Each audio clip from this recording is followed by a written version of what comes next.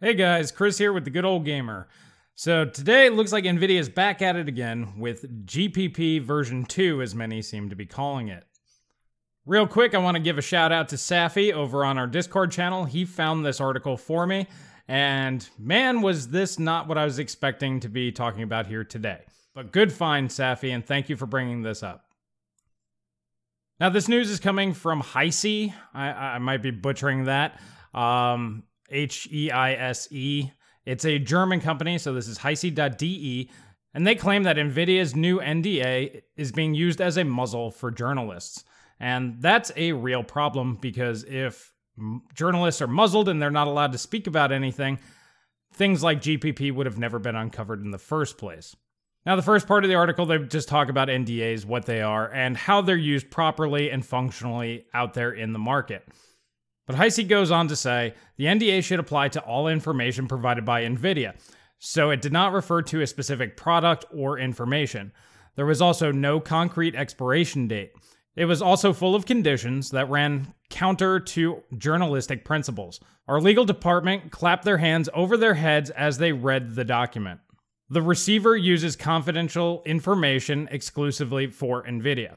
Now, this next sentence, I think, is a translation error, but I think what they're trying to say is, in other words, journalists can only write what Nvidia wants to fit into their narrative. In doing so, Nvidia is downgrading the independent press to a marketing tool. Now, does this sound far-fetched to anybody? It shouldn't at this particular point. Notwithstanding the expiration of the agreement, the recipient's obligations with respect to any confidential information will expire 5 years after the date of their disclosure to the recipient. Anyone who signs the Nvidia NDA has to bow to the will of the American manufacturer for 5 years. Well, if that's a quote straight out of there, then yes, absolutely, that's what that says. If something is released without permission during that time, the plea is threatened. So basically, Nvidia then has legal grounds to go after these people if they break this agreement. But Nvidia goes further. The protection of information, which is a trade secret, never goes out. In other words, if Nvidia thinks the information is a trade secret, then in the worst case, the journalist is never allowed to talk about it. So that means things like GPP, for example, if they don't want it ever talked about, the journalists are never allowed to speak of it. And then they go on to say that they're not going to sign and they're going to do it in protest, which, good on them. They should not be supporting practices like this. Now, you heard me reference GPP multiple times as I was going through that because it's the most recent thing that Nvidia has done that can very quickly come to mind, that we're very thankful that Hard OCP and Kyle Bennett was able to go ahead and actually talk about this. Now, Kyle, in his article, he actually said that he had to go through his legal department. He had to make sure 100% that he was even allowed to talk about this. With this new NDA, this overarching NDA, which will just relate to all Nvidia products in every shape or form, anything that relates to their company, period, Kyle would not have been able to bring that out had he accidentally signed something like this. And I think this is strange timing because it was pretty much the press that stopped GPP in its tracks. And we know for a fact that that was an actual thing. We saw products being changed. We had the Ares lineup from Asus. MSI was changing their gaming brand. Gigabyte pulled gaming, the Aorus branding off of their Radeon graphics cards. So we know for a fact that that was actually starting to be implemented once the story broke, and then it gained traction. I did many videos on here. You can check them out here and here. Links will be in the description below. Check those out if you're not familiar what GPP is. It's basically where Nvidia wanted to have control over AIB partners, and this looks to be the next step, or probably what they realized should have been the first step is look, we need to take total control of the media. And let's be realistic, this does not sound far-fetched. This does seem like a tactic that I could see them doing. And the problem is because they are market dominant right now, everybody needs to cover Nvidia's products. If you only cover AMD's products, you're only targeting 25 to maybe 30% of the market at best. And unfortunately, it's hard to make a living off of only a portion of a niche market.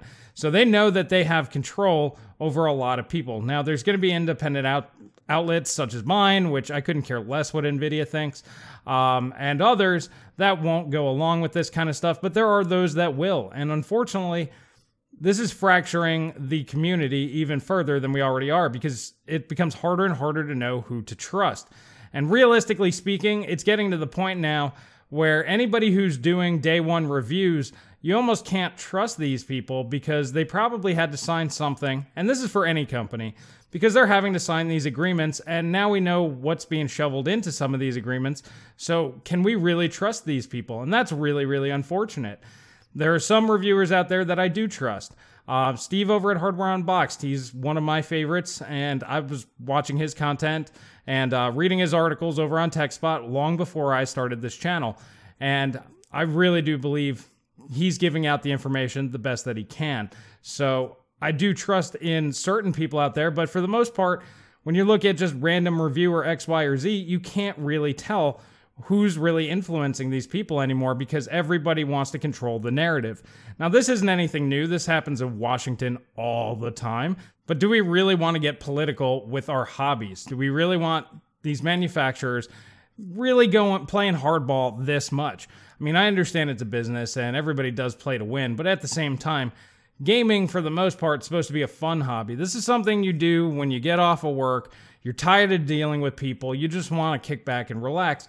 And of course you can do that, but the ramifications of things like this are you may be sold on an inferior product. For example, Jim did a video talking about Nvidia, how they controlled the media and the press over the years. This is the reason why the Fermi architecture outsold the HD 5000 series, which was a superior product at the time.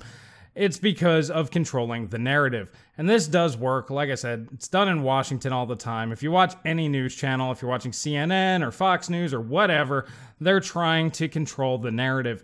You will get bits and pieces of truth and real information, but you're not getting the whole story. And unfortunately, that's just where things are. That's where the media lies, and unfortunately it is creeping its way into the tech market, which, like I said, to me is very unfortunate because this is supposed to just be fun. We're supposed to experiment. There's supposed to be competition and new stuff and new innovation. And of course the companies don't want that because that means they have to work harder and invest more money, and life's just harder for them, and who the hell really wants that? I don't want my life to be any harder, and I know Nvidia doesn't want their life to be any harder. So if they can muscle some people into doing their work for them, why the hell not? What can they really lose out of this? They have nothing to lose. But as consumers, we have everything to lose. Like I said, we could be paying more for inferior products. We may not be getting the full story. Maybe there's issues.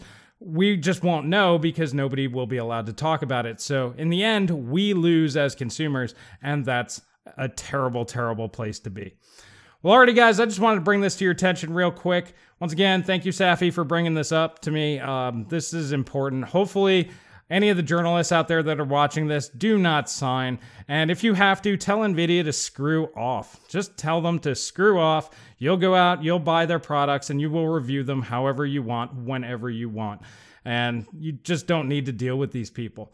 Anybody that tries pressuring you into this, I know a lot of people had issues with AMD, with Vega, kind of telling them how to do benchmarks and what to do. And I don't agree with that either. Do it your own way. Tell these companies to screw off. You don't need them. You can review their products without their consent and without their help. You don't actually need these people. Well, alrighty, guys, that's my thought. Let me know what you guys think in the comment section below. Please share this around. This is important information. And if you like these types of videos, please hit that like button. Please subscribe. Once again, please share with friends.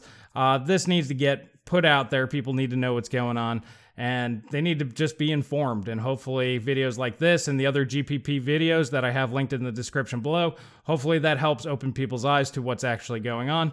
I know most people don't care, but if 1 out of 100 people care, that's enough to make some change. So hopefully we can get some more people on board and crap like this won't be happening. And we can actually talk about fun things like new architectures and things like that, and new products and new games and fun things that we should be talking about on a channel such as this.